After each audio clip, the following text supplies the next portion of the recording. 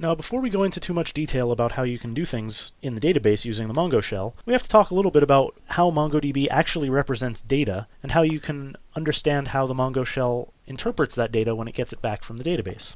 As you already know, MongoDB is a document-oriented database. What this actually means is that MongoDB's fundamental record type is a kind of nested dictionary of key-value associations. As a matter of programming language convenience, we map the documents that come out of MongoDB to objects in the programming language that can represent these kinds of key-value associations. In JavaScript, the type of object that represents these kinds of key-value associations is called a JavaScript object. So, for example, if I define the variable obj, obj, to be equal to A1, B hello, C apples tomatoes, then the value of the variable obj is suitable for use as a MongoDB document.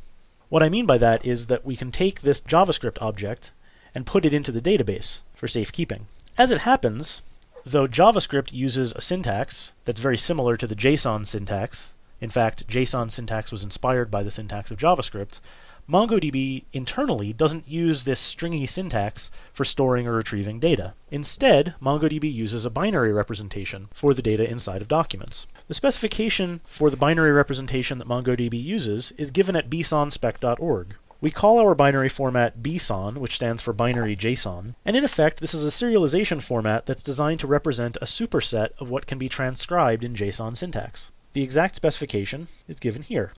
The basic data types that BSON supports are, of course, a superset of those that JSON supports. Double precision floating point numbers, string values, where string means a sequence of validly encoded UTF-8 code units, embedded documents, that is to say, nested objects, embedded arrays, that is to say, nested objects whose keys are the integers 0, 1, 2, 3, etc., the Boolean values false and true, and the null value. These are the basic data types of JSON. But BSON goes a little bit further by adding a binary data type, a data type called object ID, which is used for unique identification of things, a datetime type, which represents time since January 1st, 1970, a 32-bit integer type, and a 64-bit integer type, and a few other types which are mostly only used for internal purposes, such as regular expressions in the query protocol and timestamps for replication purposes. These data types, which go beyond the JSON specification, correspond to types available in various programming languages, or else have some sort of special handling in those programming languages. Let me show you what I mean by that. In the shell, we use the JavaScript language. The JavaScript language has support for numbers, which are interpreted as double floats, strings, which are interpreted as UTF-8 strings, arrays, objects, true, false, null, and so on. To represent an exact integer value in the Mongo shell, we provide a constructor. NumberInt gives you a 32-bit value and prints out using the constructor syntax so that you can cut and paste easily without losing any numeric precision. NumberLong gets you 64-bit integer values, and we support at least some arithmetic on these things as well.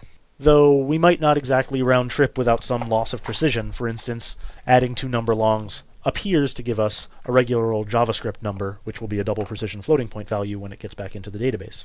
So be careful when you use programs in a language like JavaScript or Perl, which might not have the expressiveness or the type expressiveness to faithfully represent all of the types that MongoDB can store. Similarly, JavaScript's datetime types are represented with a JavaScript date object, which, for reasons having to do with esoteric details of JavaScript, we print out with the constructor we call isodate.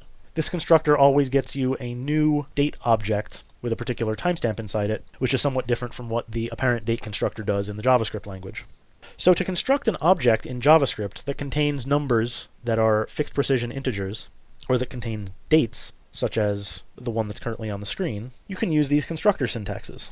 In this way, the JavaScript shell can more or less faithfully handle all of the data that comes out of the database, and allow you to input more or less all of the data types that you're likely to want to store in the database. I say more or less only in that it appears that the arithmetic operations that are available might not preserve numeric type information. In any case, the main idea is that MongoDB actually traffics internally in a binary representation, which we call BSON. The BSON representation supports the basic data types that MongoDB contains. The BSON specification incorporates all the types that JSON can contain, plus a few more. And the Mongo shell, as well as all of the drivers that can talk to MongoDB, support the various data types that BSON supports, in some way or another. Okay, let's have a quiz. Which of the following types are available in BSON? Strings, floating point numbers, complex numbers, arrays, objects, timestamps.